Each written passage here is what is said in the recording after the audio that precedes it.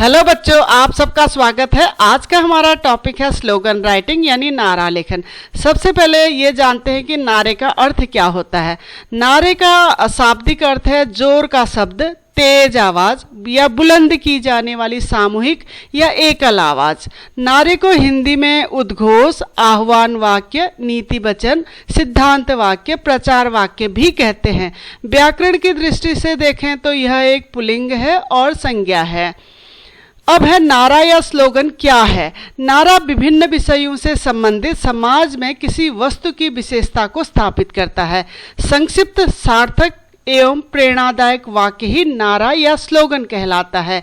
नारे वाक्य या शब्दों का एक ऐसा समूह होते हैं जो लोगों की जुबान पर चढ़ जाते हैं और लोगों को प्रेरित करने की क्षमता रखते हैं।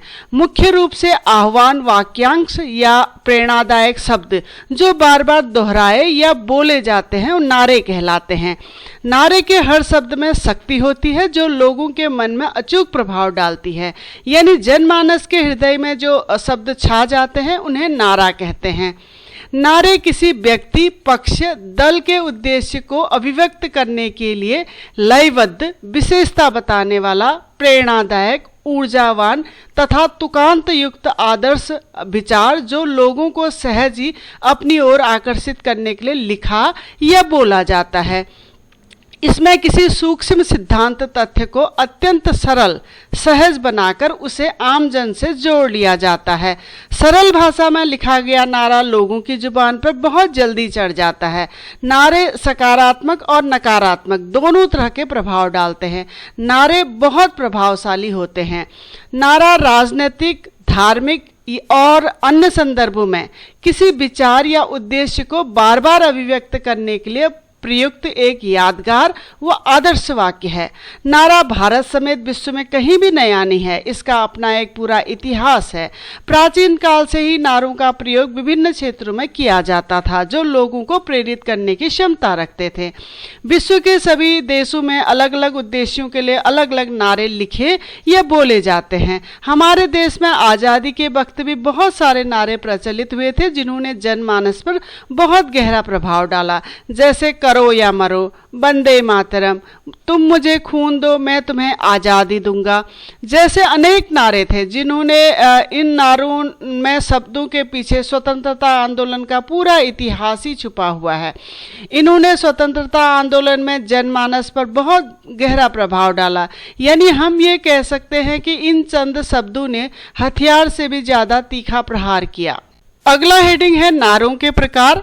नारे कई प्रकार के होते हैं जैसे सामाजिक, धार्मिक, राजनीतिक नारे, व्यवसायिक नारे, आध्यात्मिक या प्रेरणादायक नारे। यानी यूं कह सकते हैं कि अलग अलग क्षेत्र में अलग अलग उद्देश्य के लिए अलग अलग नारे लिखे जाते हैं। चूंकि नारे लिखे जाते हैं तो इनका कोई ना कोई उद्देश्य होता है, इसीलिए नारे लिखे जाते हैं।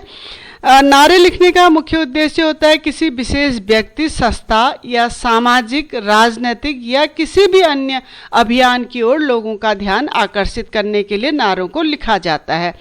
समाज को कोई एक आदर्श संदेश देना हो या लोगों को किसी कार्य विशेष के लिए प्रेरित करना हो या किसी सामाजिक अभिव्यक्ति को प्रकट करना हो तब भी नारों को लिखा जाता है। यानी यूं कह सकते हैं कि लोगों को किसी उद्देश्य के प्रति जागरूक करना हो। जैसे एक नारा है जल ही जीवन है, तो इसमें हम साफ साफ ये कह रहे हैं कि पानी को बचाओ। यानी पानी को बचाने के लिए लोगों को जागरूक करने का उद्देश्य इस नारे में छुपा हुआ है। अब ये जान लेते हैं कि नारे या स्लोगन की क्या विशेषताएं होनी चाहिए। नारा ऐसा होना चाहिए जो लोगों के दिलों में सीधे उतर जाए। नारा अगर तुक और लय के साथ लिखा गया हो तो बहुत अच्छा है क्योंकि ये ज़्यादा प्रभावशाली होता है। नारों में सरल, लोकप्रिय व प्रचलित शब्दों का प्रयोग होना चाहिए ताकि लोगों की जुबान पर जल्दी चढ़ जाए, क्योंकि नारे लोगों की जुबान पर बहुत जल्दी चढ़ते हैं अगर वो उनकी भाषा में लिखे गए हों। स्लोगन या नारा बहुत ही संक्षिप्त और प्रभावशाली होना चाहिए। हर स्लोगन गंभीर अर्थ लिए हुए होना चाहिए। नारे की जो शब्द सीमा है वो अधिकतम 10 या 12 शब्दों की होनी चाहिए। यानी कि नारा 10-12 शब्दों से अधिक का नहीं होना चाहिए। नारों में विषय विशेषता का वर्णन सटीक होना चाहिए। नारे में हमेशा एक आदर्श संकेत छुपा होना चाहिए। जो लोगों को प्रेरित व जागृत कर सके। मौलिकता, रचनात्मकता व आकर्षक शब्दों का प्रयोग नारों में अवश्य करना चाहिए। शब्दों का उचित चयन व आपसी तालमेल भी आवश्यक है। पर्यायवाची शब्दों का प्रयोग किया जा सकता है, जैसे जल है तो जीवन है या जल है तो कल है। जल शब्द जो है वह पानी का पर्यायवाची शब्द है। ऐसे ही नारा एक या दो पंक्ति का हो सकता है, जैसे एक उदाहरण के तौर पर मैंने यहाँ पर दिया है, प्रकृति का ना करें हरण, आओ मिलकर बचाएं पर्यावरण। यानी ये 2 लाइन का नारा है।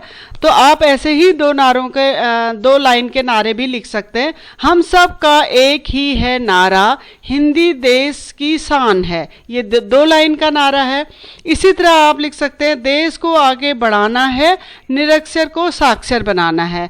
हैं तो 2 लाइन के, लेकिन जो शब्दों की संख्या है वो 10 या 12 से ज़्यादा की नहीं है। तो आप इस बात का ध्यान रखिएगा कि 2 लाइन के नारे हो सकते हैं, लेकिन शब्दों की सीमा 10 या 12 होनी चाहिए। अगला हेडिंग है नारों से फायदा।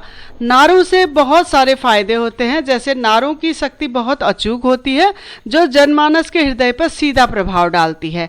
नारों के माध्यम से बहुत कम शब्दों में हम अपनी बात जन जन तक पहुंचा सकते हैं। लोकप्रिय नारे समाज में परिवर्तन की क्षमता रखते हैं, ये बात आप जानते हैं, क्योंकि स्वतंत्रता आंदोलन में नारों ने बहुत महत्वपूर्ण भूमिका निभाई थी। नारों का असर बहुत तीव्र, जल्दी व प्रभावशाली होता है। नारे शब्द रूपी वे हथियार हैं जो जिस मकसद से लिखे या बोले जाते हैं उस मकसद को जल्दी पूरा करते हैं। नारे लोगों को प्रेरित करने के लिए जोर जोर से और बार बार से बोले जाते हैं, जिससे इनका असर जल्दी होता है। देखिए, स्वतंत्रता आंदोलन के वक्त कुछ नारे बहुत प्रसिद्ध हुए थे, जैसे जय हिंद, सुभाष चंद्र बोस जी ने ये बात कही थी। करो या मरो, महात्मा गांधी ने नारा दिया था। वंदे मातरम, बंकिम चंद्र चटर्जी।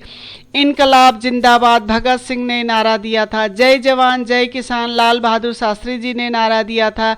ऐसे ही तुम मुझे खून दो मैं तुम्हें आज़ादी दूंगा, सुभाष चंद्र बोस जी का ये नारा है। आराम हराम है, ये जवाहरलाल नेहरू का है। सरफरोशी की तमन्ना अब हमारे दिल में है, ये राम प्रसाद बिस्मिल जी का नारा है। इन नारों ने स्वतंत्रता आंदोलन में बहुत बड़ी भूमिका निभाई थी।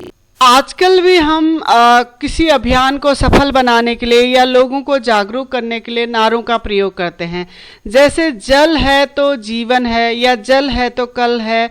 ये पानी बचाने से संबंधित एक नारा है। बेटी बचाओ बेटी पढ़ाओ, ये बेटियों को शिक्षित करने के लिए या बेटियों को बचाने के लिए दिया गया नारा है। आत्मनिर्भर भारत, आजकल आत्मनिर्भर भारत को आत्मनिर्भर बनाने के लिए बहुत जोरदार प्रयास चल रहे हैं, तो इस संदर्भ में ये नारा दिया गया है। ऐसे ही पेड़ लगाओ पेड़ बचाओ, इस दुनिया को हरा भरा बनाओ, ये पर्यावरण को बचाने का नारा है। यानी हमारा जो पर्यावरणीय असंतुलन हो गया है धरती पर, उसको फिर से संतुलित करने के लिए नारा दिया गया है। कोरोना का संकट बहुत बड़ा है, तो उससे संबंधित कई नारे प्रचलित हैं, जैसे अब की बार कोरोना पर सीधा प्रहार, या खुद पर कर्फ्यू लगाएं, कोरोना वायरस और न फैलाएं। इस तरह के कई सारे नारे आप हर रोज़ सुनते होंगे, जो लोगों को जागरूक करने के लिए दिए जाते हैं या किसी उद्देश्य से लिखे जाते हैं। तो बच्चों, ये था हमारा आज का नारा लेखन। आप इसी को और डिटेल देखने के लिए हमारी वेबसाइट keepinspiringme.in में विजिट करिए। मैंने डिस्क्रिप्शन में इसका लिंक दे दिया है। अगर आपको वीडियो इन्फॉर्मेटिव लगा हो तो प्लीज़ चैनल को लाइक करें, सब्सक्राइब करें और बेल आइकन को दबा दें। धन्यवाद।